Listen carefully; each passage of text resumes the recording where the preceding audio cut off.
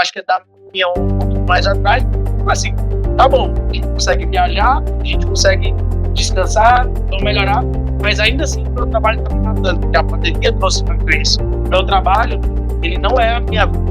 O trabalho, ele faz parte da minha vida, mas ele não é tudo. O cara tem esse viés, o nosso viés, ele não é um tratamento específico e isolado do paciente.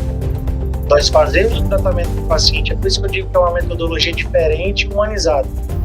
Gastar tudo que você juntou de economia e em uma noite você perder tudo, porque a sensação de ganhar, ela te faz jogar outras vezes. Quando você perde, você tem a sensação de que eu vou recuperar o dinheiro de volta.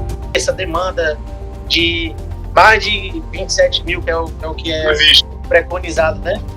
De que é o desejado, digamos assim, o mínimo esperado para um estado seguro.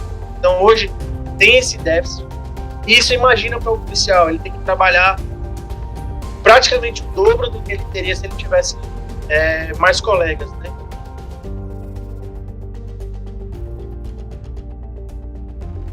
Boa noite a todos. Estamos aqui no canal Segurança TV.br, podcast Conexão Nordeste. Nosso amigo Dr. Wilton. Falar um pouco aqui do Wilton Matos Paz Filho. Ele é médico formado pela Unifacil, Teresina, do Piauí. Ortopedia e traumatologia pelo ITORP, Recife PE. Especialista em ombro e cotovelo pelo ITORP, Recife PE. Gestão hospitalar pela Uninasal, Recife PE. E tem auditoria médica pela Faculdade IDE, Recife também PE. E ele é CEO do Hospital Ideal, Hospital Psiquiátrico Humanizado, com unidades em Recife e Camaragibe. Então, com a palavra, nosso amigo Dr. Wilton. Quem é Dr. Wilton? Boa noite. Eu queria primeiro agradecer, né, o convite, pela oportunidade da gente estar conversando, né, trazendo assim, um tema tão importante, muitas vezes até tratado de forma preconceituosa, que é o lado da psiquiatria. Apesar de ter todo o meu currículo aí voltado para a ortopedia, né, talvez cause um pouquinho de confusão. A minha esposa é psiquiatra e, como gestor, né, fiz alguns cursos de gestão, de auditoria, estou coordenando esse hospital e para mim é uma honra muito grande estar trazendo e elevando o tema da psiquiatria junto com o tema segurança pública. Eu acho que a gente vai ter uma conversa bem legal nessa noite. Ok, doutor. Eu queria fazer uma pergunta ao senhor. O que foi que levou o ortopedista a mergulhar nessa área de psiquiatria, né? Foi o casamento com a psiquiatra ou foi também uma veia que o senhor foi desenvolvendo nos seus anos aí de trabalho? Então, eu caí de paraquedas na psiquiatria quando eu era médico, ainda vim em formação como ortopedista na residência. Eu comecei a dar plantões, né, em uma outra clínica psiquiátrica, e ela também começou a dar alguns plantões lá, e foi onde ela se apaixonou pela psiquiatria, e eu fui entendendo como é que funcionava, dando os plantões, mas aquele meu lado muito humano, né, quem me conhece sabe, então esse lado muito humano de querer me envolver com os pacientes, de entender a história de cada um, e achei importante essa minha experiência, essa minha fase de vida.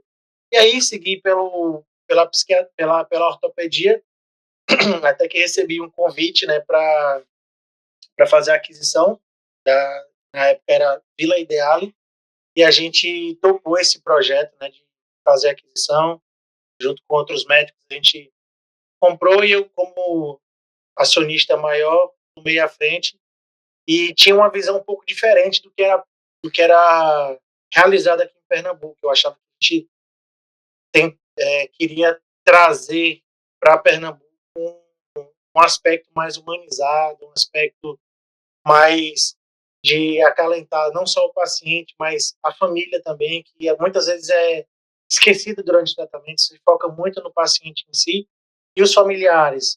Eu acho que ter um paciente com dependência química não é um transtorno só para um paciente.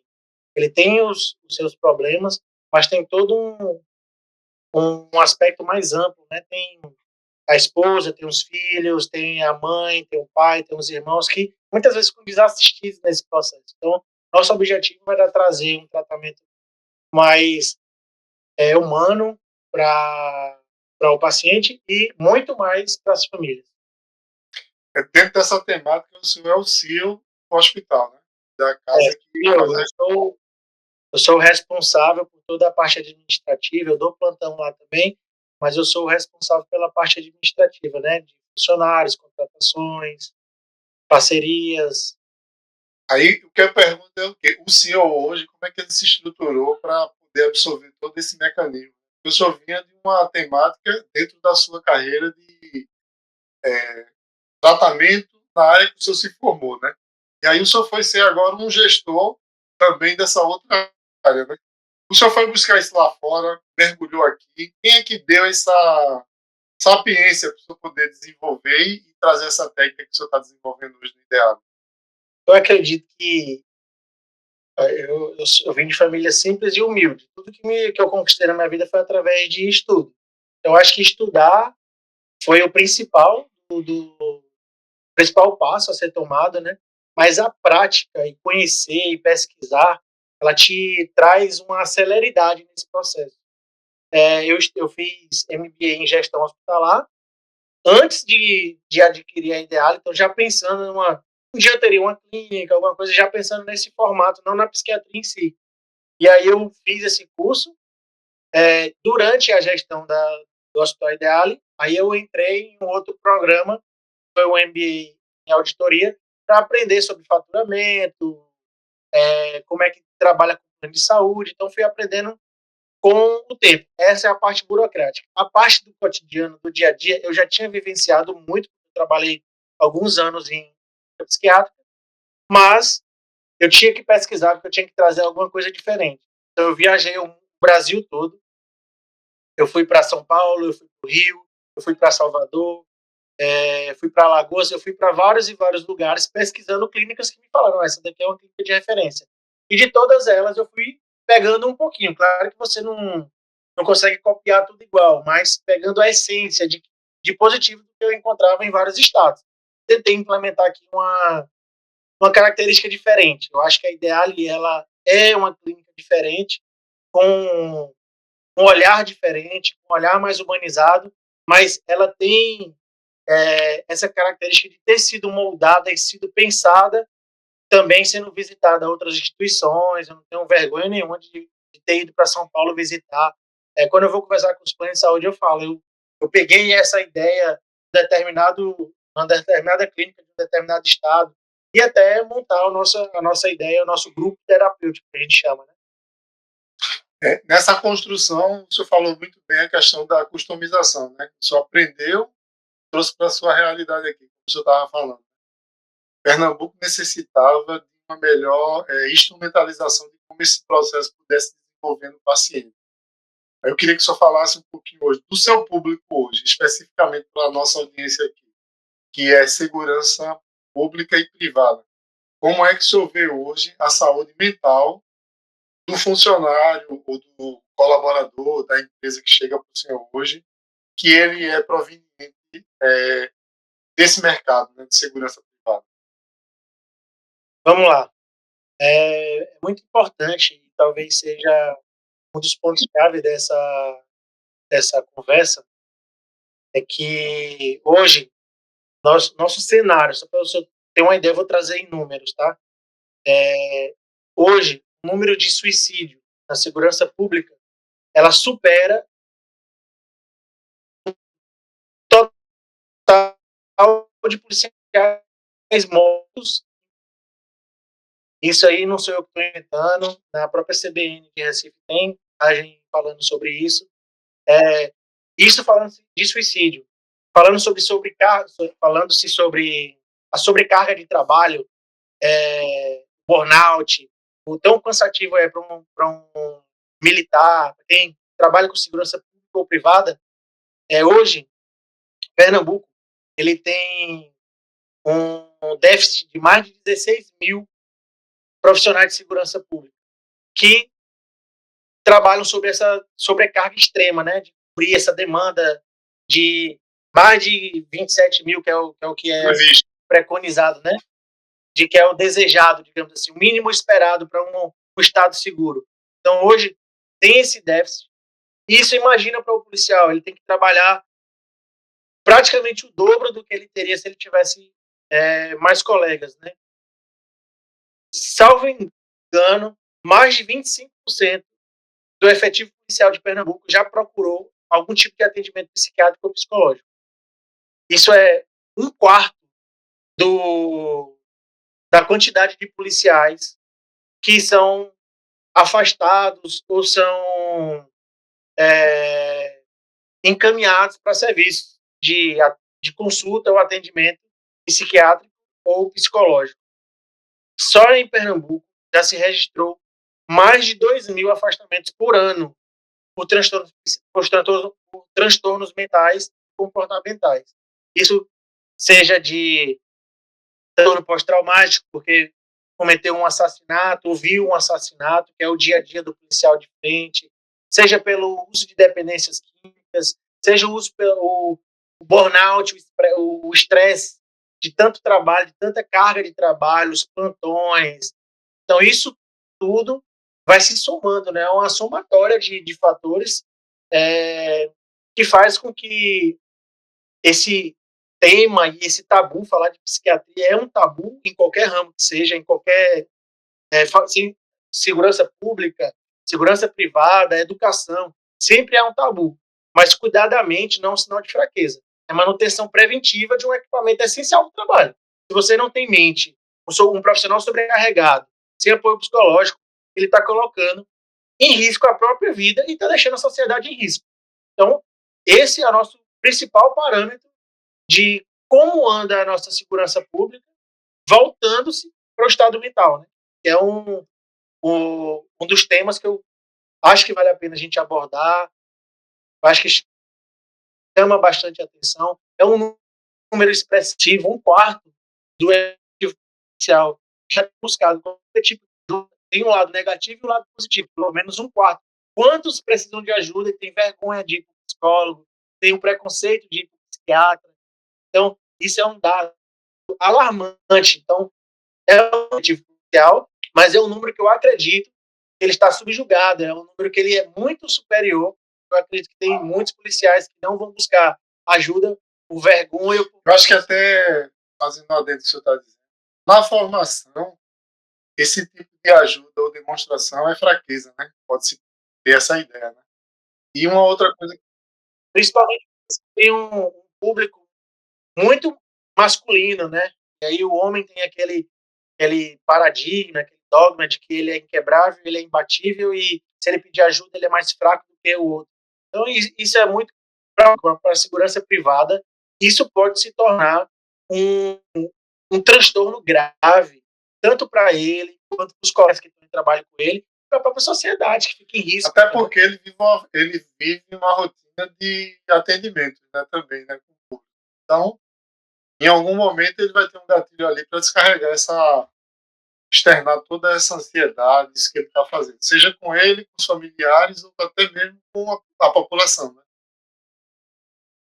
Exatamente, exatamente. Uma das coisas que eu observei quando a gente estava na frente dos batalhões, principalmente no 11º, era que a faixa etária dos policiais que eu tinha, que eram aqueles antigões que a gente chamava, tinha uma grande dificuldade na questão da transição para a inatividade. Eu observava muito que as pessoas não se preparavam para viver o após vida ativa, né? E aí eu queria que o senhor falasse essa percepção sua, se o senhor recebe esses clientes, o que é que o senhor sugere que a corporação, ou até a fundação, depois o senhor vai falar dela, deveria fazer ou ter mecanismo para a gente minimizar, seja na formação ou seja no final da carreira, ou durante. O que a gente observa, principalmente em relação aos índices de internações, os pacientes têm um lado mais inicial de depressão e alguns recorrem ao álcool Um gatilho, uma fuga, uma né? fuga, né? fuga, né, de fugir daquele processo. Então, o perfil que a gente observa dos mais antigos, dos mais veteranos, é nesse perfil de depressão, abuso de álcool, prostituição, as bags atualmente, né, o vício em jogos. Então, assim, eles procuram Eu queria buscar uma fazer até um diversão, já adendo que para o senhor. Eu tenho um colega meu que está fazendo uma pós de logística e ele trabalha numa UPA, na parte administrativa. E ele disse, Luciano, o maior problema nas UPAs hoje de atendimento é pessoas chegando com ansiedade. São jogadoras de bet. Isso como é, homem? Se é. O cara tá viciado em bet e ele fica com transtorno de ansiedade. Não sei se soube conforme isso aí também. os índices de internações estão cada vez maiores, o índice de ansiedade são... Imagina você gastar tudo que você juntou de economia e em uma noite você perder aquilo tudo, porque a sensação de ganhar, ela te faz jogar outras vezes. Quando você perde, você tem a sensação de que eu vou recuperar meu dinheiro de volta. Então, assim, é um ciclo vicioso e desgraçado. Ele vai te desgraçar. Então, a fuga para o álcool, a fuga para a bet, o resultado é muito parecido, porque você não vê que está no fundo do poço. Muitas vezes outras pessoas estão te alertando e você não enxerga, entendeu? E aí quando vai buscar ajuda, ou alguém tem que tomar a iniciativa, que aí na psiquiatria temos 3 tipos de internações. A voluntária é quando você decide, ó, eu realmente perdi a mão, eu não consigo mais ter controle, e aí eu peço ajuda e vou lá me voluntariar.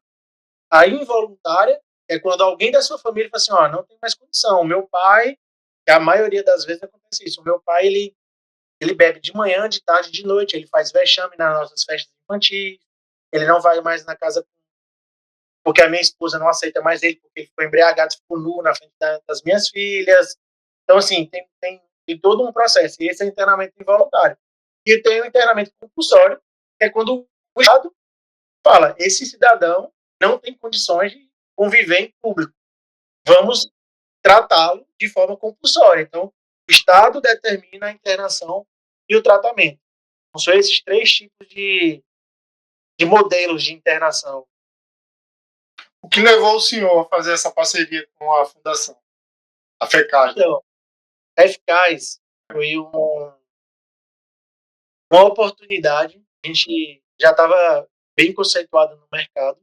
Eu já tinha ouvido falar da outra clínica que eu trabalhei, já tinha uma parceria com a fundação, e aí, não sei o que houve dentro da fundação, que eles precisavam de novos ares, digamos assim, de novas parcerias. Então, indicaram a gente. O Eficaz foi uma parceria muito importante, né, para a gente e para eles também. Eles estavam passando por um momento de readequação da rede deles ali, não sei por qual motivo, mas a gente estava num momento muito bom também de crescimento, e me convidaram para fazer essa apresentação. Foi quando eu conheci o Coronel Roque e mostrei, né, todos os projetos que a gente tem.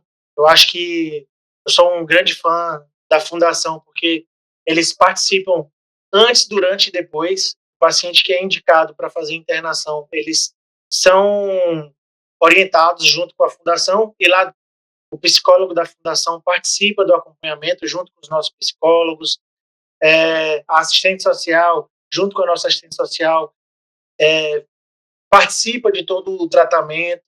No pós-alta, ele tem esse acompanhamento ainda com a fundação para prevenção de recaídas, para ver se o paciente está tomando as medicações. Então, tudo isso aí é muito importante. Essa parceria é sensacional, porque a gente consegue ter um começo, meio e fim de tratamento, até para saber se ele vai voltar ativa, se ele não vai, se ele vai ficar recluso, se ele vai ter a arma de volta, né? Então, tudo isso aí é muito bem pensado, muito bem planejado, por tantas e tantas histórias que a gente já viu acontecer, de policiais militares, pelo próprio índice de suicídio ser bastante elevado. O acesso à arma também é um fator que é muito importante a gente determinar se ele vai voltar a ter esse acesso à arma. Então, essa parceria é muito importante, tanto para nós quanto para eles. O senhor tocou num ponto interessante, né? O material humano, né? As pessoas dentro da corporação, né? Porque é uma coisa que não é palpável você dizer se eu estou bem hoje ou não. Né?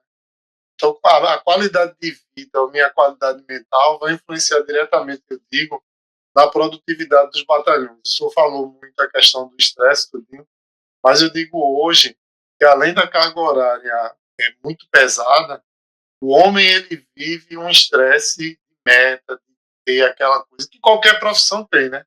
Mas aí a minha pergunta para o senhor é a seguinte: quando o senhor tem essa relação positiva e o trabalho ele avança de forma coordenada, o senhor já tem hoje como metrificar positivamente o trabalho realmente ele está evoluindo ou o senhor sempre está procurando fazer uma customização para melhorar? A gente sempre tem que tentar melhorar, principalmente quando se fala em psiquiatria. Hoje eu tive uma reunião com minha equipe e eu sempre busco manter o 100% de aproveitamento. Então, quanto menos recaídas, quanto menos reinternações, para a gente melhor. Para a gente, para os planos, para quem paga o tratamento. Então, nosso objetivo sempre foi esse. É uma luta diária, porque é o que eu sempre falo. Quando se fala de dependência química, por exemplo, não depende só da gente. Você pode colocar o paciente na melhor estrutura, com o melhor psiquiatra, com tudo. Se o paciente não quiser, não adianta. Então, ele tem que ser o principal responsável pelo tratamento dele. Entendeu? Então, sempre que a gente busca melhorias, aperfeiçoamento, introduzir métodos, tudo que a ciência tem, a gente vai buscar trazer para dentro do paciente.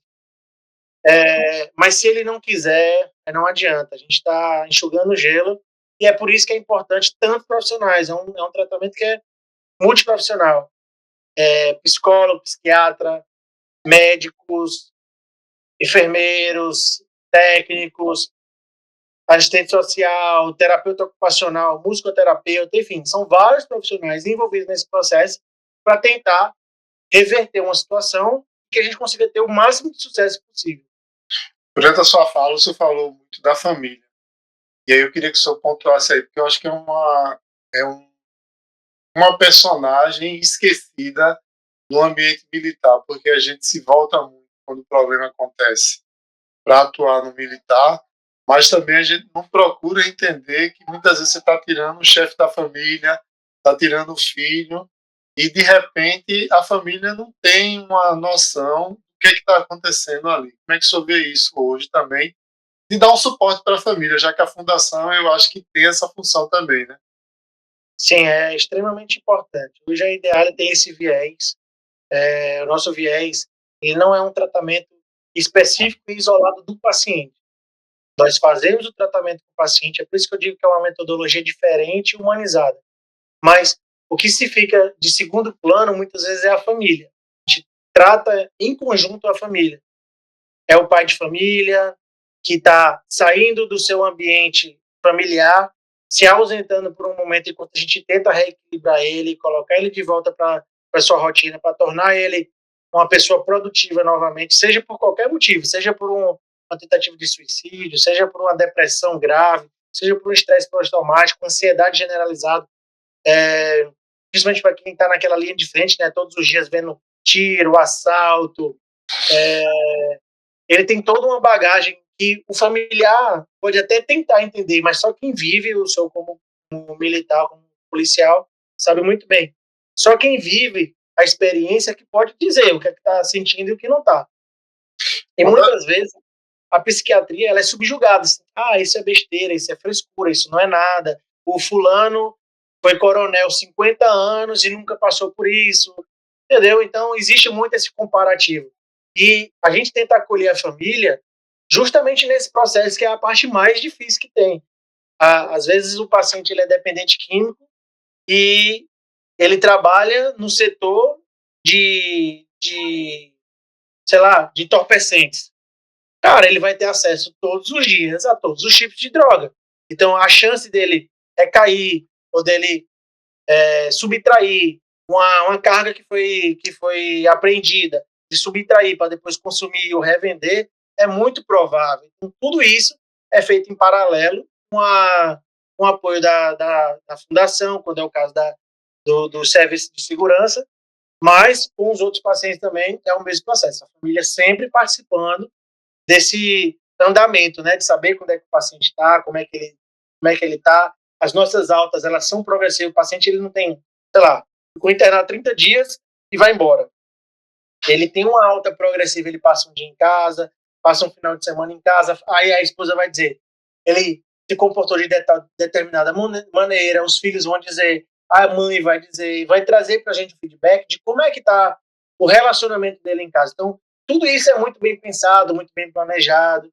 Pelo menos a gente tenta implementar, mas é como eu falo, o paciente é o soberano das decisões. Se ele não quiser, não adianta a gente elaborar todo um planejamento que a gente chama de programa individual de atendimento, se ele não quiser cumprir. Então, é um ramo muito difícil e muito subjugado, com muito preconceito, as pessoas não querem falar. Imagina um policial acostumado a comandar um determinado batalhão e de repente ele está internado lá com a gente, recebendo não é nem que seja ordens, mas com cronograma, cumprindo horários. Ele não é o soberano das decisões. Então, é muito complexo toda essa estrutura. O senhor tocou na questão da família, né? Que às vezes ela não tem aquela importância toda, né? Como o senhor vê hoje a família dentro do tratamento?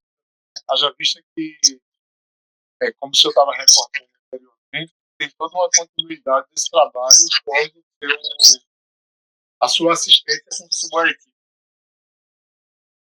Então, eu acho que o trabalho e a participação da família é essencial. O resultado do tratamento. O que eu percebia aqui em Pernambuco era que se existiam muitas clínicas, eu chamava de depósito humano. Eram pacientes que eram jogados em clínicas, vou chamar de clandestinas, porque a gente não sabe a organização estrutural de documentações, digamos assim, que são exigidas para um hospital psiquiátrico. Então, muitas pessoas alugam sítios aí em aldeia, em várias situações, e nem se preocupam em tirar as documentações. Então, aqui em Pernambuco, eu percebi muito esse perfil de famílias que, esse cara não tem mais jeito. Aí colocava ele numa clínica dessas, deixava anos e anos lá, jogado, digamos assim, como se fosse uma punição. E a gente não vê nesse formato. A gente não tem interesse em famílias que tenham esse tipo de perfil. Nosso objetivo são famílias que queiram resultados, famílias que querem participar do processo. Não é esperar um milagre. O milagre tem que ser feito em conjunto. A gente tem que estar de mãos dadas, trabalhando, até porque é um processo longo, demorado, crônico, e que muitas vezes o paciente ele não viu o alcoólatra da noite, ele não tomou dose de cachaça e dali ele... Não. É um processo que é cada vez mais degenerativo, uma maior quantidade, começam a ter algumas ações, e aí sim, a gente chega num ponto crítico, né, de uma depressão grave, processo de alcoolista praticamente irreversível, digamos assim, com sequelas, traumas hematológicos, hepáticos, por aí vai. Então, a família é o pilar principal junto com o paciente para que esse tratamento dê resultado. A minha visão do tratamento psiquiátrico é um tripé. É paciente, família e instituição. Depois que o senhor fundou a Ideale, né? E toda essa visão que o senhor teve no mercado, né? Tanto nacional como no Nordeste. Qual é a sua avaliação hoje da sua empresa? Hoje eu tenho muito orgulho do que eu venho construindo. Uma reunião agora com toda a gerência, né, enfermagem, assistência social, psicologia, os gerentes das instituições clínicas, de aldeia e Camaragibe, justamente trazendo esses números, né, trazendo indicadores, mostrando os resultados que eles têm, baixo índice de reinternações, que é a reinteração, a recaída, ela faz parte do processo de um paciente com dependência química. Mas, ótimos resultados. A gente tem um case de sucesso, que era um paciente que já estava desacreditado pela família. Ele era é um advogado de nome, de reconhecimento internacional, mestrado e doutorado na Europa, e que conheceu no término de relacionamento, teve acesso às drogas, o relacionamento que foi construir, disse ele foi afundando e definhando. Ele era a referência financeira da família dele e a referência de prestação, de serviço e tudo mais da família. Então, ele virou a referência de tudo que se precisava do ambiente familiar dele, dos filhos, das irmãs, dos irmãos, da mãe, do pai. E as drogas levaram. Ele abandonou o estudo, ele abandonou a advocacia, foi internado diversas vezes. E a família já tinha dado para ele, assim, vou entregar para vocês e a gente não quer nem visitar. Foi mais ou menos nesse perfil. A gente teve que reverter a mentalidade dele, ele tinha jeito, a mentalidade da família ia ter bons resultados, e hoje ele voltou a advogar, dá aula dá aula de advocacia, e a gente vem tendo excelentes notícias dele, nunca mais recaiu, já tem mais de 3 anos de alta desse paciente. Então, assim, a gente se sente muito orgulhoso que a gente construiu nesse processo todo, dos resultados que a gente tem. Ele é só um exemplo de vários e vários outros. A gente teve nesse pouco tempo, digamos assim, a gente adquiriu ela tem acho que 4 ou 5 anos, acho que 4 anos. E os resultados sendo bem positivos. A gente queria ter 100% de aproveitamento, mas nem sempre é possível, como eu já falei, é um tripé, a gente depende também principalmente do paciente. Se o paciente ele não quiser o tratamento, é muito mais difícil, é muito mais demorado e é muito mais sofrido, tanto para ele quanto para a família, para a gente também. Né? A gente quer ter um resultado, a gente se orgulha de chegar numa entrevista como essa, trazer, olha, teve um ótimo tratamento, a gente vem tendo, eu acho que está o maior objetivo aqui não é só ter bons resultados, mas também servir de exemplo para as outras instituições, para que a gente modifique o pensamento da psiquiatria. Eu acho que a psiquiatria ela tem que ser mais humanizada, ela tem que ser vista com um olhar diferente, mais carinho, seja pelo serviço público, como pelo privado, mas principalmente pelo serviço público. A gente está vendo cada vez mais a quantidade de leitos serem diminuídos, hospitais sendo fechados. A gente tem o caso aí da Hospital da Marineira, pernambucano, que está tendo aquela readequação, com o objetivo de se fechar o hospital. Com isso tudo, a gente lamenta, né, esse olhar de descrédito, digamos assim, da psiquiatria, mas hoje, assim, eu me orgulho bastante daqui que a gente do resultado que a gente vem das parcerias que a gente vem fazendo, né, com os planos de saúde, com a própria fundação, e nosso objetivo é cada vez mais levar esse olhar dado para todos os cantos de Pernambuco e Brasil. Como o senhor vê hoje a questão da NRU? Então, a NRU, na verdade, é uma desmembração, digamos assim, de porque ela já é obrigatório, não é porque você tem uma empresa que você tem que cuidar só de acidentes de trabalho, se pensa só em acidentes físicos, né? O ortopedista eu pego muito isso, tem paciente que colocou a mão no moedor de cana, no moedor de carne, caiu da escada, a gente pega bastante isso na ortopedia. Mas, por se ter uma empresa, isso já está embutido que a saúde mental faz parte da saúde do trabalhador. Só que o índice, como eu já falei, um terço dos policiais de Pernambuco já procuraram em algum momento ajuda psicológica ou psiquiátrica. Ou seja, um quarto dos pacientes, dos policiais, já procuraram esse tipo de ajuda. A NRU entendeu isso como um alerta.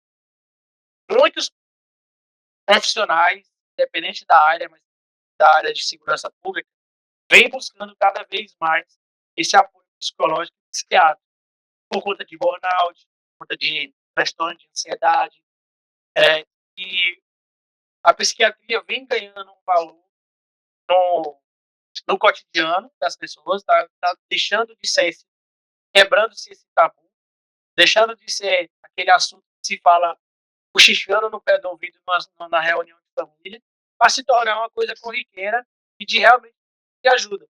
Os altos índices de suicídio já alertam sobre isso. Tanto é que é um número alarmante. Para mim, é alarmante saber que eu perco mais policiais no suicídio do que no combate do dia a dia. É um número alarmante. E eu acho que qualquer pessoa em sã consciência também pensa parecido. Porque se você está falando do combatente, estou falando do cara que bate o tráfico de drogas, falando do cara que sobe na boca de fosa, estou falando do cara que troca tiro com assaltante, estou falando disso, do cara que está, às vezes, só ele e o colega fazendo uma ronda numa praça e ele é abordado para ser assaltado, para tomarem a arma dele. Então, isso tudo são situações corriqueiras do dia a dia do policial. A gente ter uma somatória de fatores e ainda assim ser menor do que o número de pacientes que cometem suicídio, do que policiais que cometem suicídio, para mim é um número alarmante.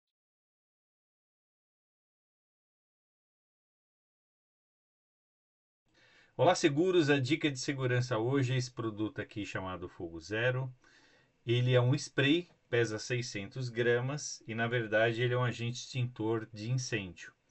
Quais classes ele serve? Para qualquer classe de fogo. É bem interessante isso, porque ele é muito fácil de operar, como falei, tem 600 gramas. Opera de uma forma de spray, o que é bem intuitivo, em qualquer posição, para cima, para baixo, para os lados. E visitando o site aqui do fabricante, nós temos aqui fogozeroOficial.com.br. O que me agradou bastante é essa questão de ele ser bem acessível e intuitivo para idosos, portadores de necessidade especial, crianças, gestantes. E nós conseguimos aqui, para nossa audiência e para a comunidade seguros, você vem aqui em Compre Agora, adicionar ao carrinho e você tem um cupom de desconto que conseguimos aqui para nossa audiência, a nossa comunidade. Você vem aqui e coloca o cupom SLALOM, que é o nome da nossa comunidade, e o número 10. Sierra Lima Alpha Lima Oscar Mike 10. E você vê que o site concede um desconto de 10%. Então ele fica em R$ 355,50 no momento da gravação. Bom, era essa a dica que nós tínhamos para você. Espero que seja útil. Vamos voltar ao programa.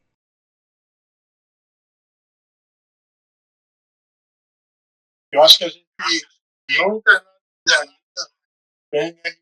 E agora ela fez a reforçar. E eu gosto de dizer assim: quando eu estava no público, eu via que eu tinha um homem a menos. Quando a gente está dando consultoria agora de privado, por exemplo, lá no centro logístico do estado de Santa Agostinho, um vigilante, a consultoria que a gente está tratando, quer saber por que ele está gastando mais. O que o cara está faltando? O que está acontecendo? E, além disso, hoje, ele está preocupado com o risco da ação judicial. Sim. Eu não sei se o senhor recebendo esse risco privado, o senhor já fez essa percepção. E laudável. Claro, e ainda é um perfil muito comum dos empreendedores do Brasil, vamos chamar assim. O paciente começa a colocar laudos mais voltados para a saúde mental, o atestado, vou faltar hoje porque eu tive uma crise de ansiedade. Ele ganha um rótulo, e também um alvo nas costas dele. Ele se torna um alvo dentro da empresa. O primeiro a ser demitido vai ser o fulano que está colocando atestado. Frescura. Entendeu? tá querendo arrumar desculpa para não trabalhar. O fulano está aqui há 50 anos e nunca colocou uma atestado. Então, existe sempre um comparativo. E aí, quando se fala na NR1, as pessoas, o empreendedor já pensa assim, é um custo a mais que eu já vou ter, eu já tenho tantos e tantos impostos, eu ainda vou ter que gastar com o meu funcionário dando psicólogo, levando para palestrantes e tudo mais. Só que não é. Você vai diminuir o índice de absenteísmo, vai diminuir o índice de burnout, e o índice de produtividade com certeza deve melhorar, porque ele vai estar se sentindo melhor, ele vai estar mais confortável no ambiente de trabalho. Eu tenho uma frase na minha empresa: meu sonho é que meus funcionários todos trabalhem felizes. O que não estiver trabalhando feliz, ele tem que vir conversar comigo, a gente tem que procurar uma alternativa. A gente dá apoio psicológico, a gente dá apoio psiquiátrico, até porque é fácil, a gente já tem lá no serviço, né? Casa de Ferreira Experimental. Só que a gente tem que trazer psicólogo de fora, porque a gente não pode estar compartilhando ali por conta do conflito de interesse e da relação ética, médico-paciente também. É um custo, só que eu acho que não é custo, eu acho que isso é investimento. Eu acho que saúde mental, por muito tempo, ela foi negligenciada. Chegou um momento dela ser exaltada e cuidada. E a NR1, ela veio para isso. Ela veio várias e várias vezes como um alerta. Ela foi desmembrada, eu costumo falar, foi desmembrada, ela já existia, mas ela foi desmembrada para poder dar uma atenção maior a ela, para que o cliente não, o contratante, o empregador, ele dê mais credibilidade, mais visibilidade para os transtornos mentais. Tanto que o maior índice de complicações pós-pandemia, saúde mental. Passamos por um processo de morte escancarada, porque a pandemia ela não escolhia carro, dinheiro, nada. Você podia ser o cara mais rico do mundo, acesso à melhor UTI do mundo, e ainda assim você não tinha sucesso de manter-se vivo. Ou, às vezes, ficava com sequelas e tudo mais. A pandemia deu um boom nesse aspecto de psiquiatria. As pessoas ficaram enclausuradas por meses dentro de casa, sem saber o que ia acontecer no dia de amanhã. Muitos perderam empregos, porque empresas fecharam. Então, isso tudo aumentou o boom psiquiátrico. Existe um antes e um depois da pandemia, principalmente para a psiquiatria. Aumentou o índice de suicídio, aumentou o índice de depressão, aumentou o índice de ansiedade. A indústria farmacêutica faturando bilhões e trilhões só com benzodiazepínicos, com medicações voltadas para a ansiedade. Então, assim, tudo na vida tem um motivo e tem um porquê. A pandemia foi um dos motivos que esse boom, e a NR1 veio como resultado de tudo que vem acontecendo durante os anos. Acho que faltando também o econômico, né? Sim, com certeza. Com certeza. Muitos e muitos funcionários deixam de trabalhar de burnout, a carga de horário. Não é à toa que está vindo a discussão da jornada de trabalho, da diminuição da jornada de trabalho, da escala 7x1, 6x2, 5x2 no caso. Então, existem essas dinâmicas e essas trocas por algum motivo. Eu acho que eu assisti uma palestra recente e tudo na vida são etapas e são fases. Antigamente, as pessoas tinham 10 filhos e era muito assim, ela teve 10, mas só tem 7 vivos. Chegou um momento que a pessoa assim, mas tá errado. Se eu tenho 10, eu quero ter 10. Se eu tenho 9, eu quero ter 9. E começou-se a se preocupar com o pré-parto, o intraparto, pós-parto, melhorar. Antigamente se fazia parto com parteira, que não tinha estudo, que era uma mulher que tinha experiência em fazer partos no interior. Então, se levou o médico para fazer os partos, diminuiu-se o índice de complicações, melhorou-se as vacinas, melhorou-se. Então, foi tudo um processo.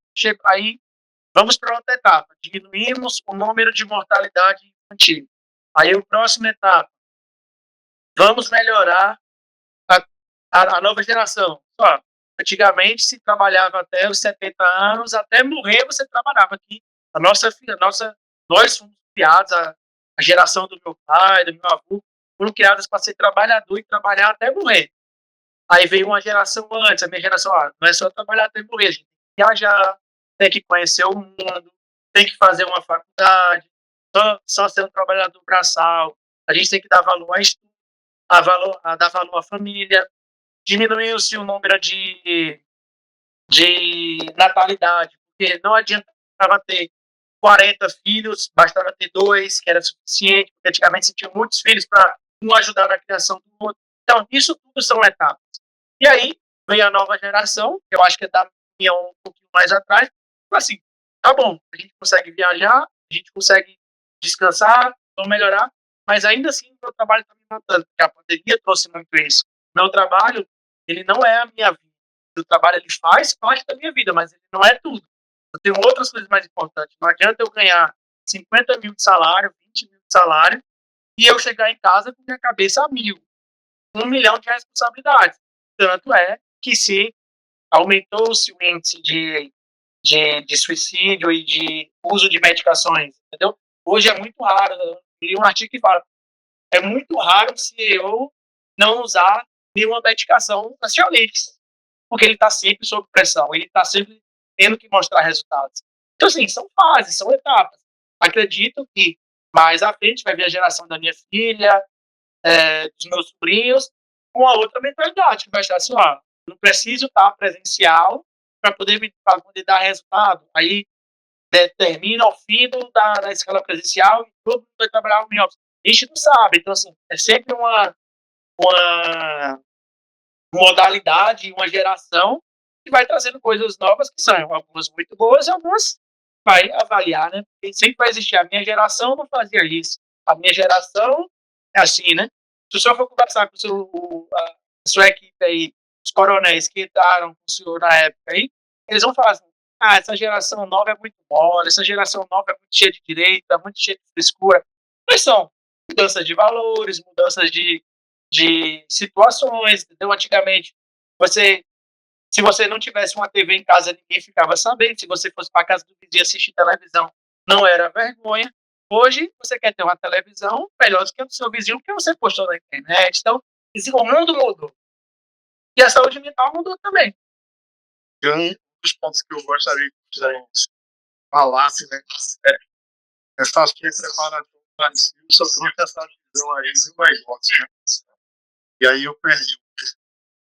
O profissional de segurança pública que está chegando hoje na corporação, o senhor metrifica que dá uma necessidade da gente já está melhor aí? Eu acredito que a geração mudou, as formas de tratamento mudaram. Eu te digo isso pela própria residência médica. A residência, ela é um choque de realidade.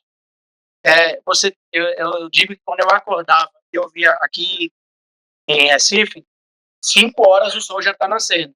Lá no Piauí, não. De 6 horas ainda está escuro. Então, de 5 horas aqui, olha que são pertinho, né? 5 horas da manhã, quando eu via que tinha uma luzinha do sol já saindo, eu já sabia que eu estava atrasado. Eu tinha 4 horas da manhã para estar no hospital e ver todos os pacientes, dar conta de tudo e tudo mais. Então, é um tratamento de choque, realmente.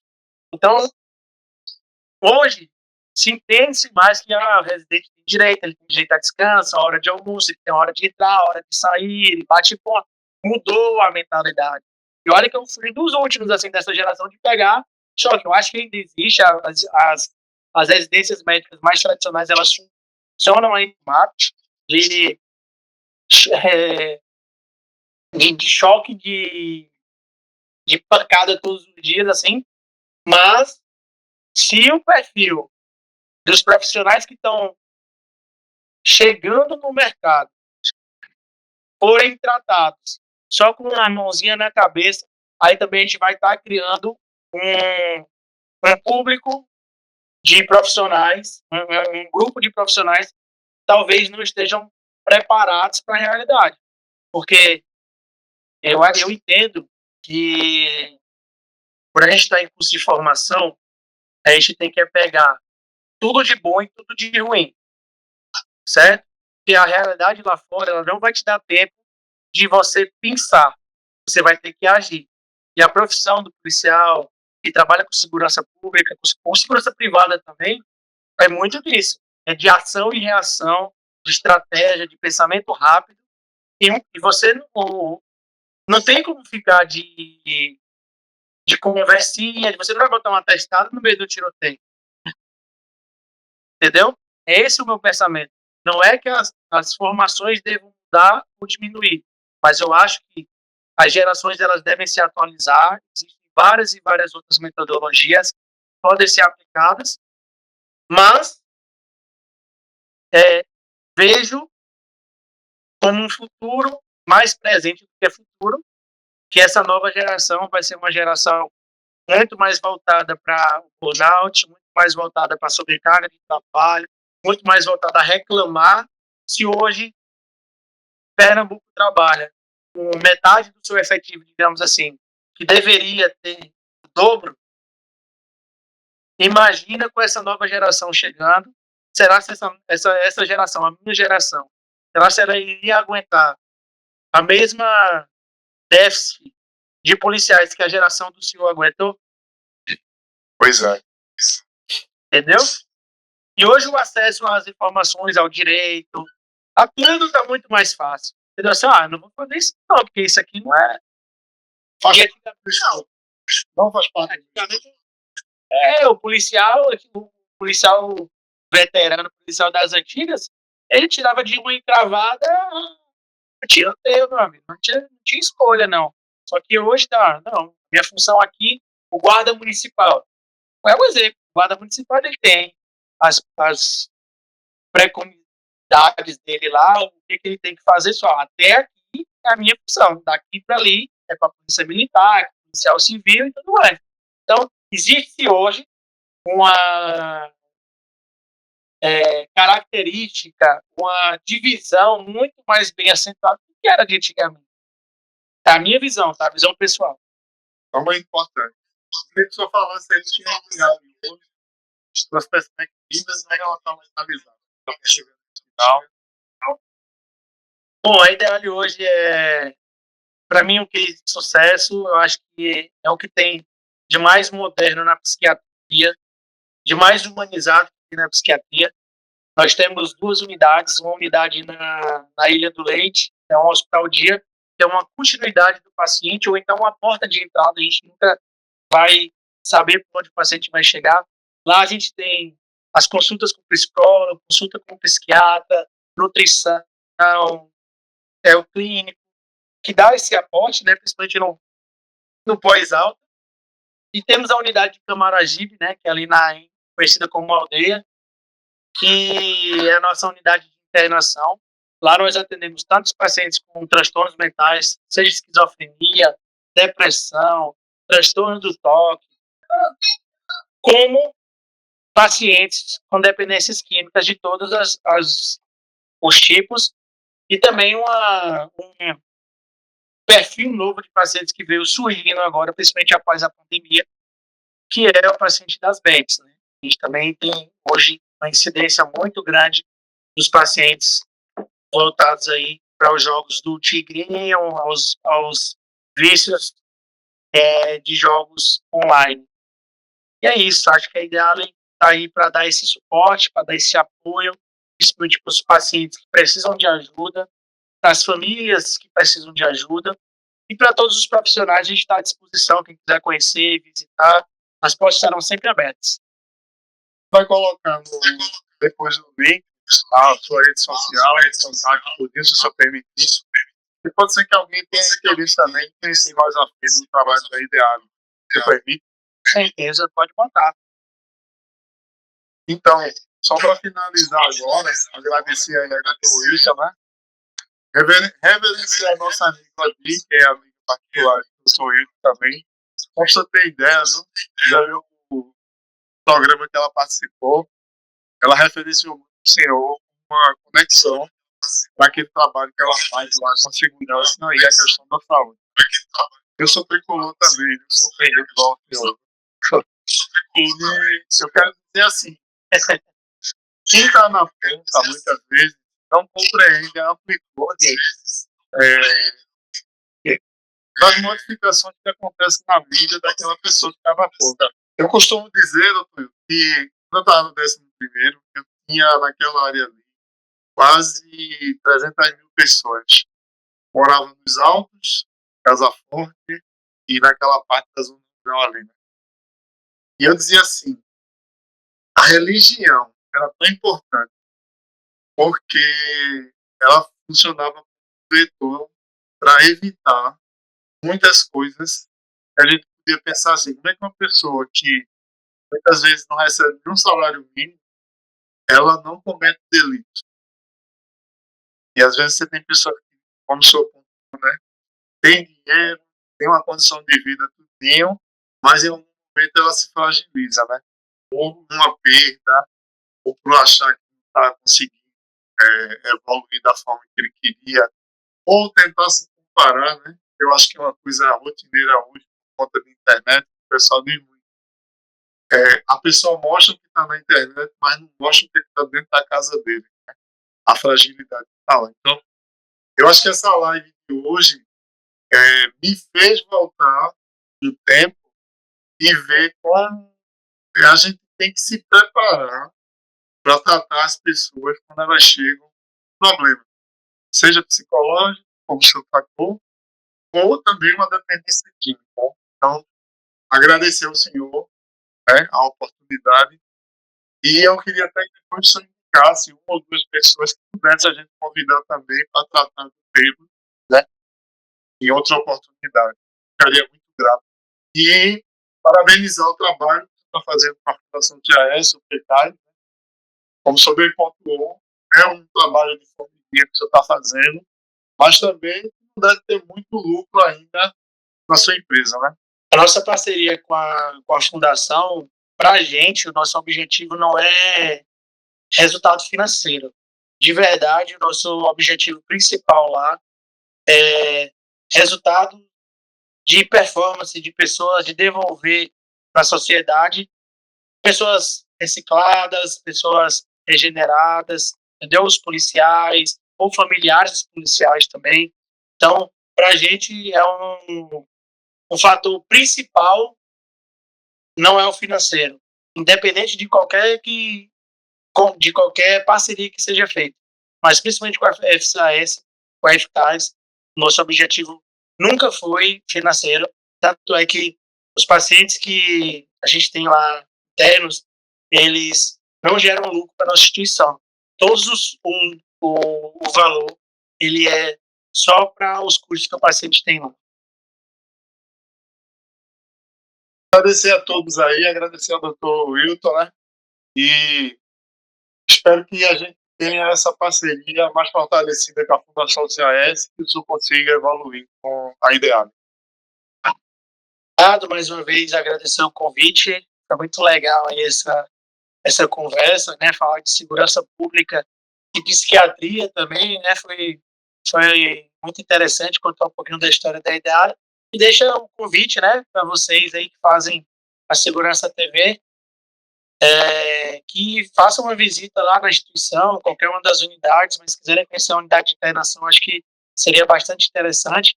Depois a gente trocar um pouco de experiência e vocês verem outro lado, né? Já foram chefe, ver aí como é que funciona o dia a dia de um hospital psiquiátrico, quebrar um pouco desse tabu, desse preconceito. Às vezes o paciente fala, fui internado numa clínica psiquiátrica, pessoas olham com um olhar assim meio estranho, mas não é nem um bicho de 7 cabeças, não deixa de ser como um hospital convencional, que como muitas vezes você vai tratar uma diabetes, vai tratar uma infecção, vai tratar alguma outra coisa, saúde mental também tem o mesmo protocolo, o mesmo processo, a internação, o resultado. Então, seria para a gente um prazer, uma honra muito grande a presença de todos vocês. Muito obrigado, deixo as minhas redes sociais à disposição, as redes sociais do Hospital Ideale também, para que vocês conheçam um pouquinho a distância, e quem quiser ir lá convidar, vai ser um prazer enorme de conversar e apresentar cada centímetro das nossas instalações. Ok, eu agradeço. E qual a deixa que o senhor disse? Vamos fazer um programa sobre o Ideale. Vamos fazer, vai ser um prazer. Tá bom, forte abraço aí.